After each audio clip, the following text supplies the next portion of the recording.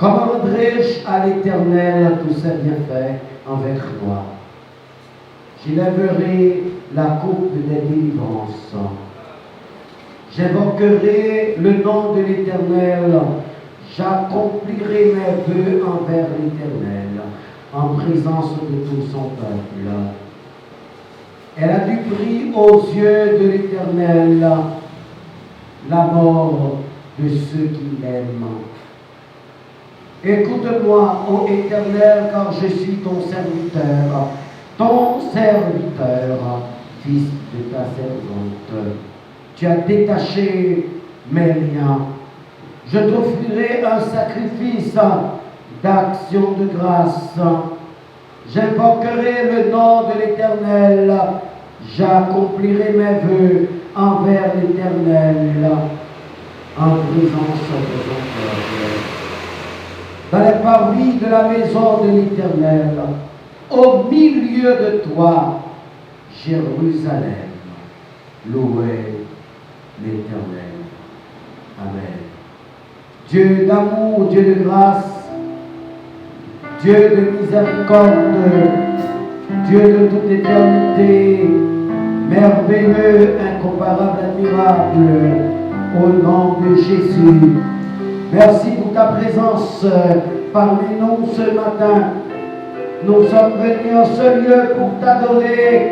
Daigne réunir les anges pour recevoir le parfum de notre cœur ce matin par les cantiques que nous allons entonner, les prières que nous allons faire monter vers toi. Seigneur, daigne accueillir tout ça comme un parfum de bonne et agréable odeur. Sois avec nous et exauce-nous du haut des cieux en Jésus-Christ notre Sauveur. À lui soit toute gloire, l'honneur, la magnificence, la majesté, l'autorité dès ce jour, jusqu'à ton retour triomphal dans les cieux pour nous prendre avec toi dans la gloire. Au nom de Jésus, nous t'appuyons. Amen. Frères et sœurs, que la paix et la grâce de Dieu soient avec vous. C'est un bonheur et un honneur d'être avec vous encore une fois ce matin, amis internautes, pour adorer le Seigneur Jésus, notre Sauveur. Beaucoup de nouvelles, beaucoup de messages sont annoncés sur les ondes des radios, de télévision et sur les réseaux sociaux. Mais moi, ce matin, j'ai une nouvelle à vous annoncer. Le Seigneur Jésus est proche. Son retour est imminent. Il revient nous prendre avec lui dans sa gloire. Et si vous n'avez pas encore fait la connaissance de ce Sauveur merveilleux, ce Seigneur, je vous invite à le faire dès aujourd'hui, car je n'aimerais pas que vous manquiez ce rendez-vous important, aussi important que le jour de votre naissance, et même plus important que le jour où vous avez été convertis. Soyez prêts pour faire ce voyage avec Christ dans la gloire, car il ne manquera pas de vous prendre avec lui si vous observez ses commandements. Et ces commandements sont prêts, sont disponibles dans la Bible. Les Saintes Écritures, la parole de Dieu, la Sainte Bible. Lisez la Sainte Bible et vous verrez que notre Seigneur Jésus-Christ vous accordera l'opportunité d'être parmi ceux-là qui sont appelés à faire le voyage avec lui. Et pour commencer le service, après cette longue introduction, on dirait une prédication, je vous invite à chanter avec nous le numéro 144, section française des chants d'espérance qu'il fait pour ton service.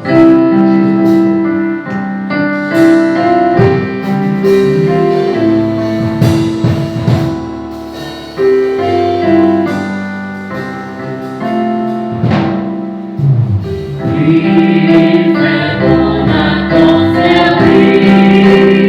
sauveur.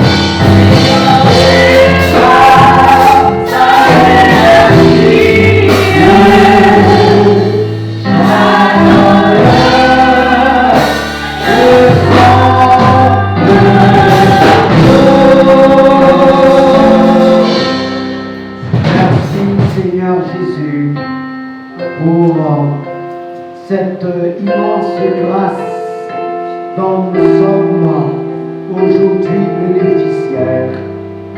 Merci de ce que ta présence nous anime ce matin. Dieu d'amour, nous te présentons nos multiples péchés, iniquités, commis, Seigneur Dieu, volontairement et involontairement. Nous savons que là où le péché abonde, la grâce surabonde. Nous te demandons de nous pardonner, de faire en sorte que nous soyons en mesure de nous retenir, de continuer à t'offenser. Car l'offense, Seigneur, nous place dans une situation fragile. Cette situation qui pourra nous ravir ta présence et la vie éternelle. Nous te demandons ce matin de faire en sorte que nous soyons que des serviteurs obéissants à ta parole, obéissants à ta volonté. Nous te demandons, ô Dieu d'amour, de nous porter vers ce qui est droit, vers ce qui est vrai. Car lorsque nous promenons des regards inquiets et que nous allions vers le monde nous attire vers le péché et vers l'iniquité. Et en ce moment-là, nous creusons un fossé entre toi et nous autres. Et cela nous donne de ne pas jouir de ta lumière et de ne pas jouir de ta présence.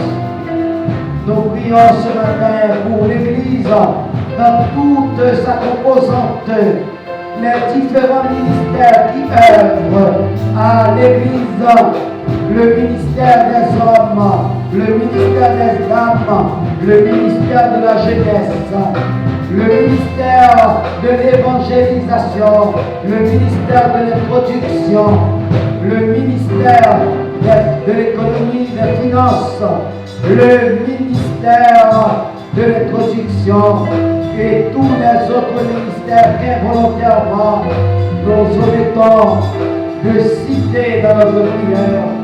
Tu les connais, Dieu d'amour. Nous prions pour tous les pasteurs de toutes les communautés évangéliques. Bien que nous sommes face à cette pandémie et que nous sommes obligés de nous mettre en confinement et ne pas réunir grand monde pour la proclamation de l'évangile de grâce, mais nous trouvons quand bien même un moyen de le faire au travers de la communication virtuelle, les réseaux sociaux. Seigneur, fais en sorte que toutes les prédications, que toutes les prières puissent toucher les cœurs les plus endurcis, afin que ceux-là qui ne te connaissent pas encore viennent à toi et t'obéir en préparant ce grand jour, le jour de l'éternité. Nous prions pour le pays dans lequel nous vivons, notre Haïti chéri. Nous te prions de nous donner, Seigneur Dieu, de proclamer l'évangile de grâce, afin que tous les Haïtiens comprennent la nécessité de remettre le pays entre tes mains. Nous prions pour tous ceux qui sont élevés en dignité politique et administratif dans ce pays. Nous prions pour le président de la République, le Premier ministre et son cabinet ministériel. Nous prions pour ce qui reste du Parlement. Nous prions pour le pouvoir judiciaire. Nous prions pour les collectivités territoriales. Et nous prions pour tous les administrateurs publics en Haïti. Dieu d'amour, que notre prière soit entendue et exaucée du haut des cieux en Jésus-Christ, notre Sauveur. À lui soit gloire au siècle des siècles. Amen.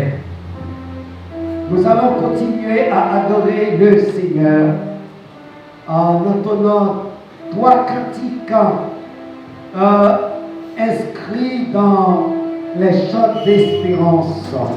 Et ces cantiques seront successivement entonnés. Le numéro 87, section française des chants d'espérance, toujours ta divine présence, suivi du numéro 149, Mon Jésus, je t'aime. Et nous clôturons avec le numéro 155, Au jour béni, jour de victoire. Le numéro 87, Chant d'espérance, sous les mains divines du maestro Gétro Desmarques.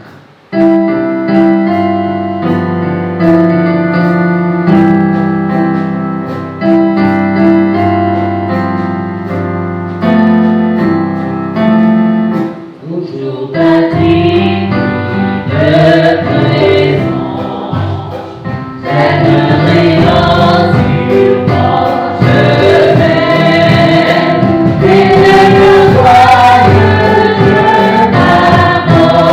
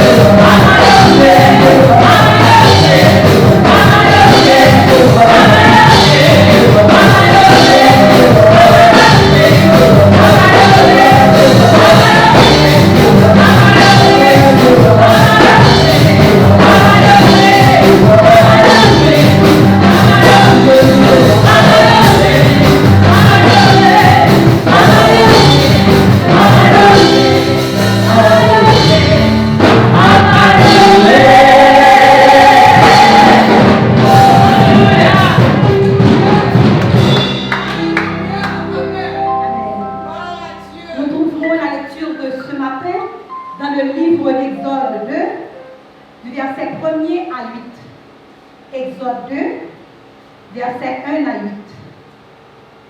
Un homme de la maison de Lévi avait pris pour femme une fille de Lévi. Cette femme devait enceinte et enfanta un fils. Elle vit qu'il était beau et elle le cacha pendant 3 mois.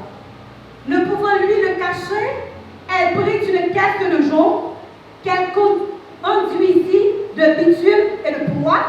Elle y mit l'enfant et le déposa parmi les roseaux sur le bord du fleuve. La sœur de l'enfant se tait à quelque distance pour savoir ce qui lui arriverait. La fille de Pharaon descendit au fleuve pour se baigner et ses compagnes se promenèrent le long du fleuve. Elle aperçut la caisse au milieu des roseaux et elle envoya sa servante pour la prendre. Elle l'ouvrit et vit l'enfant. C'était un petit garçon qui pleurait. Elle en eut pitié et elle dit, « C'est un enfant des Hébreux. » Alors, la sœur de l'enfant dit à la fille de Pharaon, « Veux-tu que j'aille te chercher une nourrice parmi les femmes des Hébreux pour allaiter cet enfant? » « Va, lui répondit la fille de Pharaon. Et la jeune fille alla chercher la mère de l'enfant. Parole du Seigneur.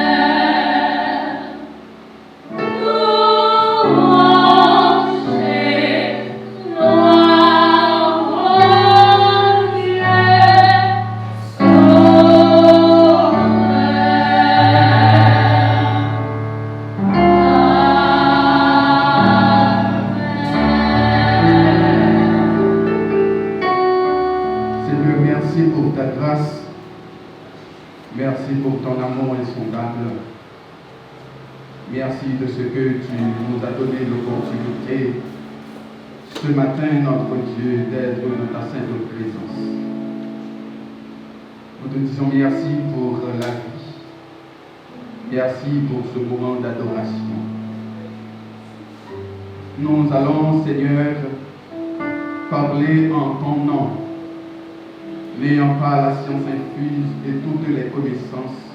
Nous te demandons, oh Dieu, d'investir ta présence en nous, de nous donner la plénitude, Seigneur, de ton Esprit Saint, afin que les paroles que nous aurons à prononcer, notre Dieu, ce matin, puissent bénir cette assemblée et ceux qui nous écoutent à travers les réseaux sociaux.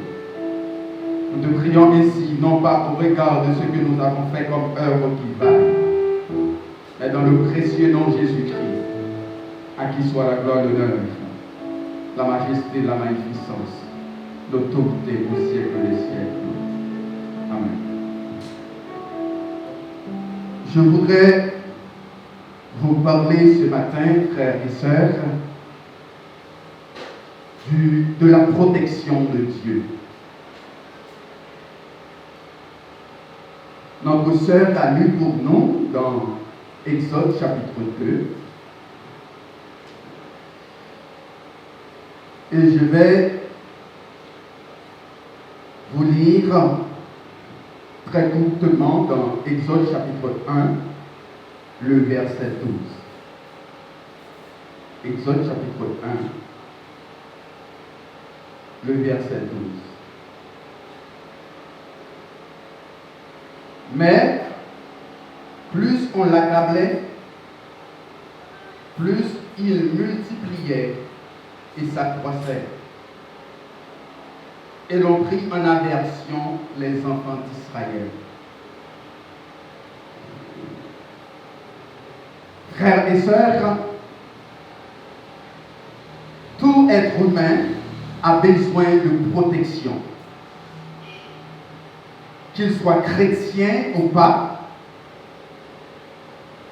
aujourd'hui, il suffit de suivre les publicités ou regarder les médias pour s'apercevoir que tous nous parlent de la protection. Et parlant de la protection, frères et sœurs, nous pouvons dire que c'est un sujet à la mode. De nos jours, on nous parle de porter les masques,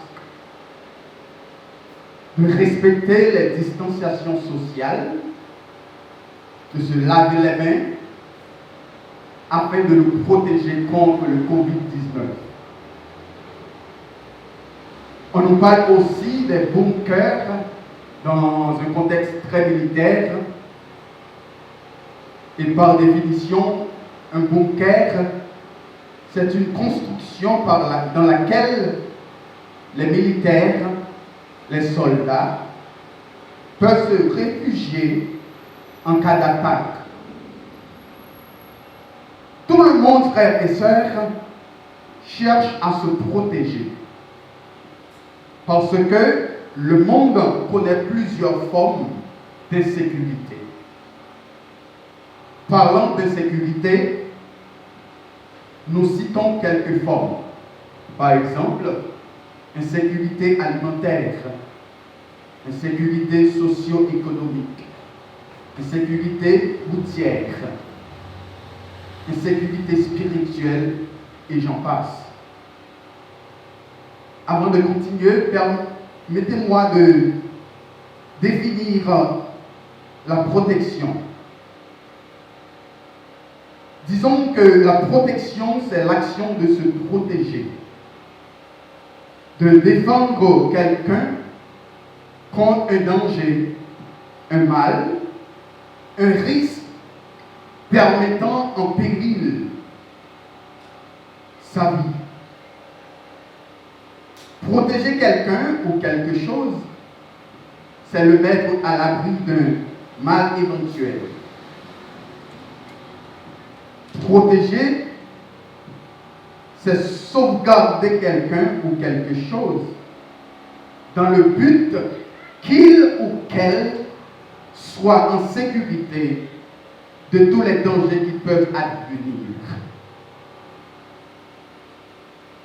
Se protéger, frères et sœurs, c'est agir par précaution pour éviter un mal susceptible de survenir. Et frères et sœurs, la protection se fait sentir lorsque nous nous trouvons dans une situation d'insécurité. Car il y a la présence d'un ennemi ou d'un adversaire. Pour beaucoup de nos chrétiens, la quête de la protection est conduite quelquefois auprès des devins, des médiums, des marabouts, des féticheurs et j'en passe. Mais cette protection fragile et éphémère est assurée par Satan le diable. Et cette protection, frères et sœurs, est à risque, tant sur le plan spirituel que physique. C'est une manière sûre de vendre son âme au diable. Par contre, pour nous qui sommes chrétiens, pour nous qui sommes enfants de Dieu, pour nous qui avons l'opportunité ce matin d'adorer le Seigneur, nous sommes protégés par Dieu. Il a donné à l'humanité son Fils Jésus-Christ, celui qui est le meilleur protecteur qui soit. Et la plus belle assurance de vie n'existe qu'en Jésus-Christ. Pour illustrer notre propos ce matin, appuyons sur le texte que nous venons de lire dans Exode chapitre 1er, les versets 9 et 16. Nous n'allons pas lire pour améliorer le temps, mais dans Exode chapitre 1er, la Bible nous présente le tableau de la vie des Israélites. Les Israélites que nous connaissons comme les enfants de Dieu, que les Égyptiens oppressaient parce qu'ils voulaient premièrement que le peuple de Dieu ne connaissait pas la rédemption totale et deuxièmement, empêcher la productivité de ce dernier. Mais dans Exode chapitre 1er, le verset 12, la Bible nous dit: mais plus on l'accablait, plus il multipliait et s'accroissait. Et l'on prit en aversion les enfants d'Israël. Donc, je peux comprendre ce matin, et j'aimerais vous dire en passant, que la persécution engendre deux choses. Premièrement, la multiplication et deuxièmement, l'expansion. La persécution engendre la multiplication et l'expansion. Mais dans Exode chapitre 2, frères et sœurs, Dieu a pris la décision de délivrer son peuple. Et pour ce faire, il a fait choix de Moïse, qui, depuis sa naissance, subissait les menaces de l'ennemi et l'insécurité créée par le roi d'Égypte à cette époque. Le roi d'Égypte, jaloux et se croyant menacé de son pouvoir, de la présence des Égyptiens, des Israélites, disons, dans le pays d'Égypte, le roi se décida de tuer tous les enfants mâles dans l'objectif de faire disparaître Moïse. Mais ce que j'aime dans ce texte, Moïse avait premièrement l'appel de Dieu dans sa vie. Moïse était porteur du message de Dieu. L'appel de Dieu dans la vie de Moïse lui donne la garantie de la protection de Dieu. C'est-à-dire, frères et sœurs, rien ne pouvait lui arriver avant de commencer ou de terminer son ministère. Frères et sœurs, tant que vous avez l'appel de Dieu dans votre vie, la protection de Dieu est votre garantie. Frères et sœurs, non seulement Moïse avait l'appel de Dieu, mais dans l'appel, il y a ce qu'on appelle la mission. Lorsque Dieu donne un appel, il confie une mission. Et la mission qu'il a était de délivrer le peuple et de le conduire dans la terre promise. Et pour cela, Dieu a pour obligation de le protéger dans sa naissance, dans son enfance, dans sa jeunesse et même dans sa vieillesse. Donc, impossible pour Moïse de connaître la mort avant sa mission.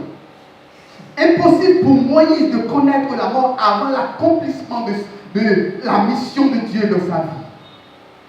Parce que, frères et sœurs, lorsque Dieu confie une mission, elle donne, elle assure la protection.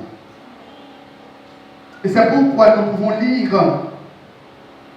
dans Ésaïe chapitre 43, le verset 6. Ésaïe chapitre 43, le verset 3, disons. La Bible dit: car je suis l'Éternel, ton Dieu, le Saint d'Israël, ton Sauveur.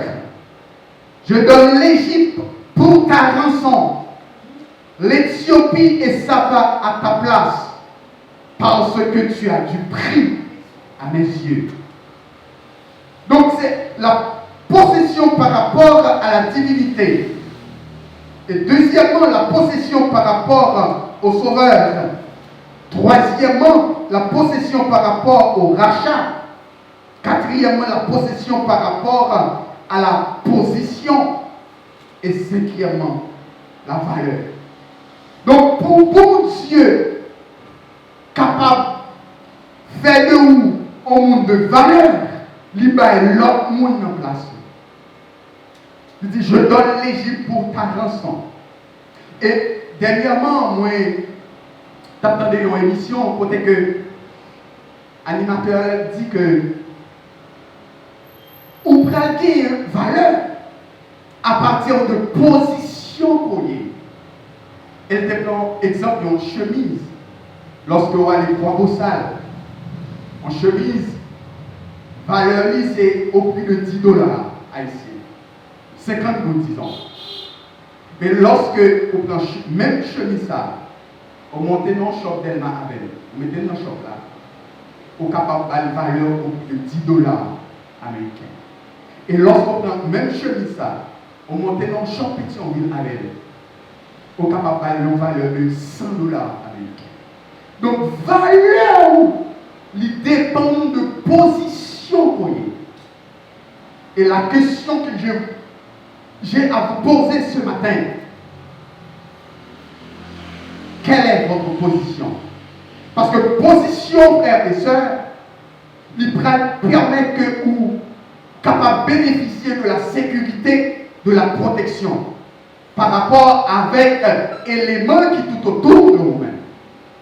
Mais ce que j'aime avec Dieu, la Bible dit, dans le livre des Psaumes, que l'Éternel, il nous entoure par derrière et par devant.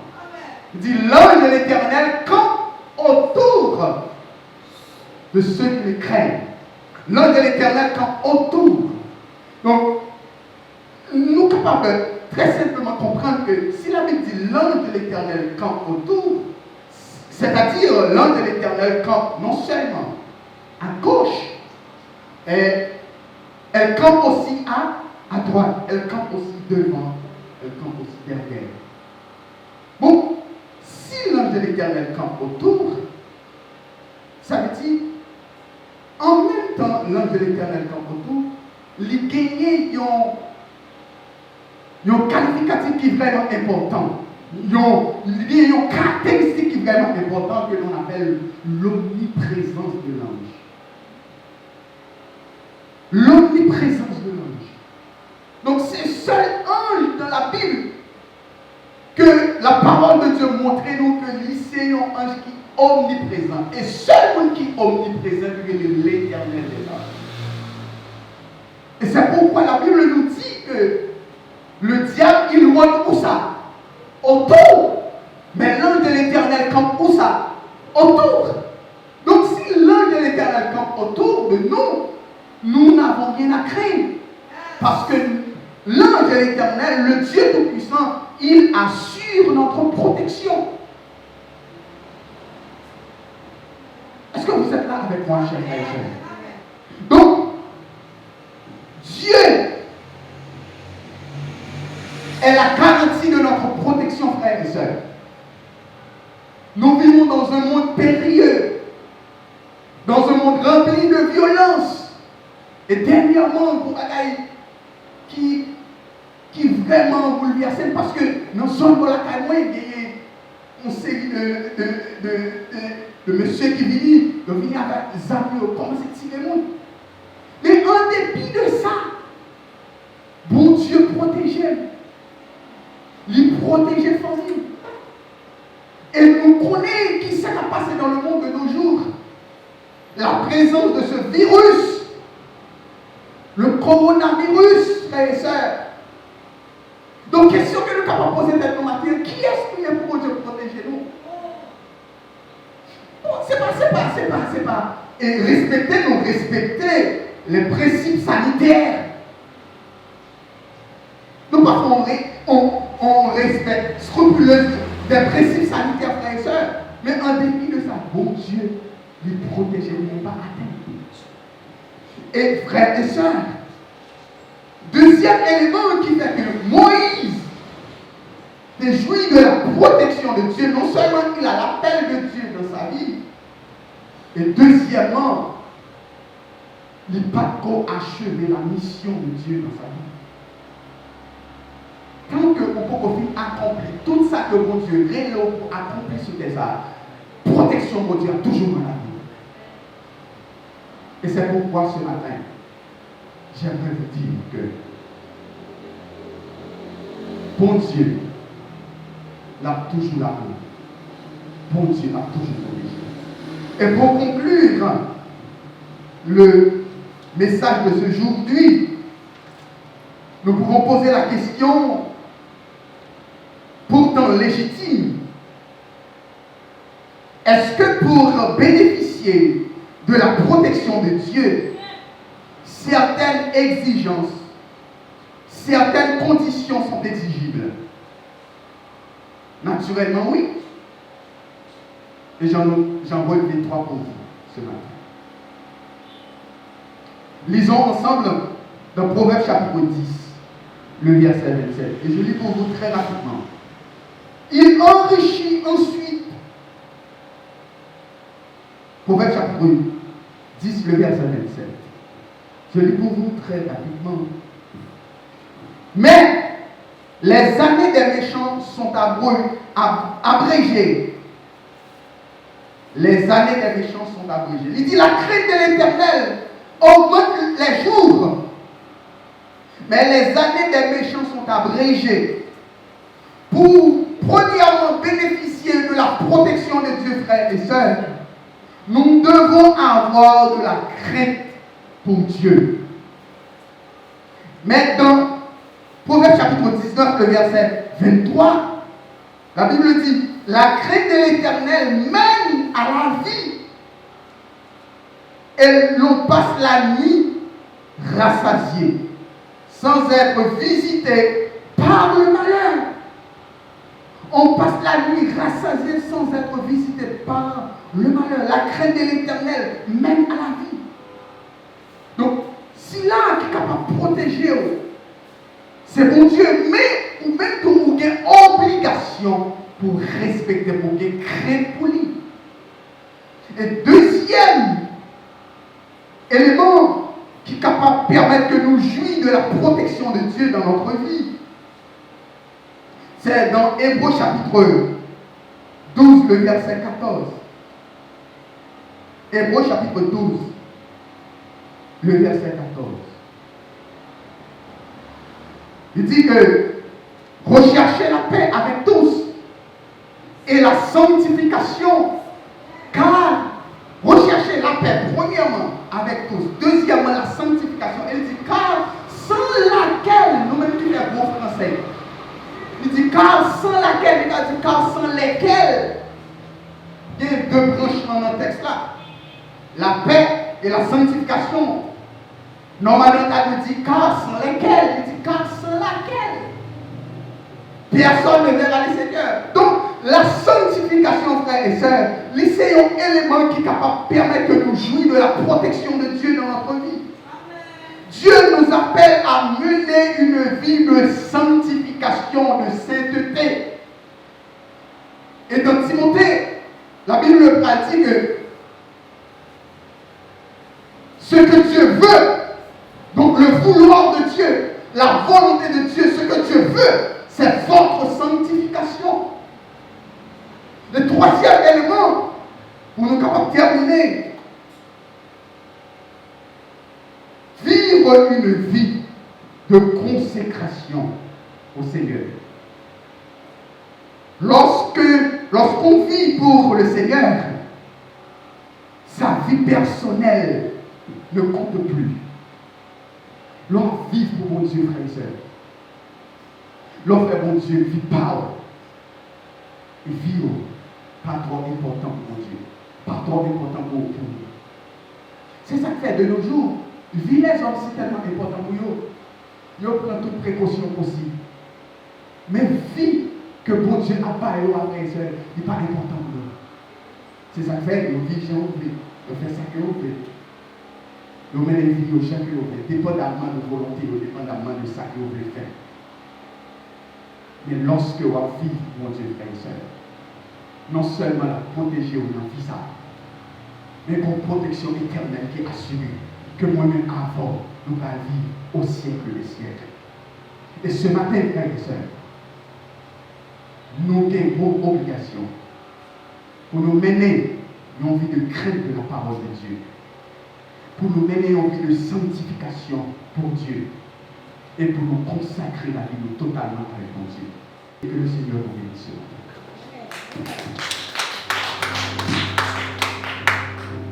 Yes, moyen, le bon Dieu dans ça, qui est moyen, le bon Dieu a veillé, qui est moyen, le bon Dieu dans ça, qui est moyen, le bon Dieu a veillé. Qui est moyen pour bon Dieu lancer la réponse? Qui est moyen pour bon Dieu veiller? Le message est prêché ce matin. Si vous avez besoin d'une assurance, vous devez vous référer à Christ. Seul Christ peut vous garantir une assurance indéfectible. Et c'est ce que le pasteur nous a communiqué ce matin. Moi, je vous invite à ne pas chercher les assurances mondaines. Car des fois, nous nous assurons sur les féticheurs, comme il a dit dans sa prédication. Mais l'assurance certaine et véritable, c'est lorsque nous assurons sur Christ.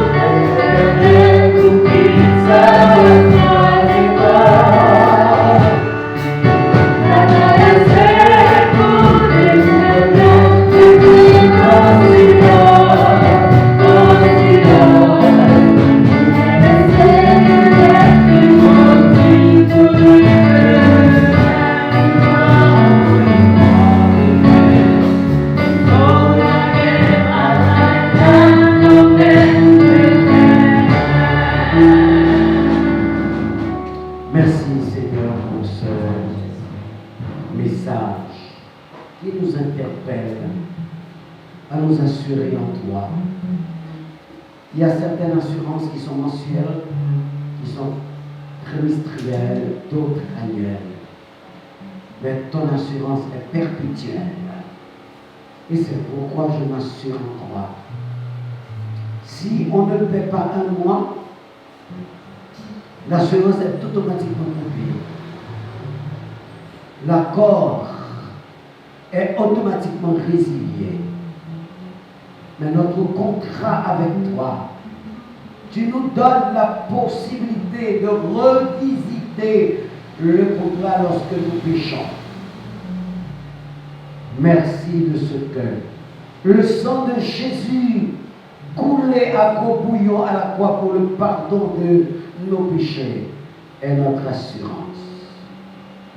Donne-nous, comme dit la communication de ce matin, de cultiver la crainte, de nous sanctifier et de nous consacrer totalement à toi. Merci pour le prédicateur du jour. Continue d'œuvrer dans sa vie, afin qu'il soit toujours disponible pour nous communiquer la parole de Dieu.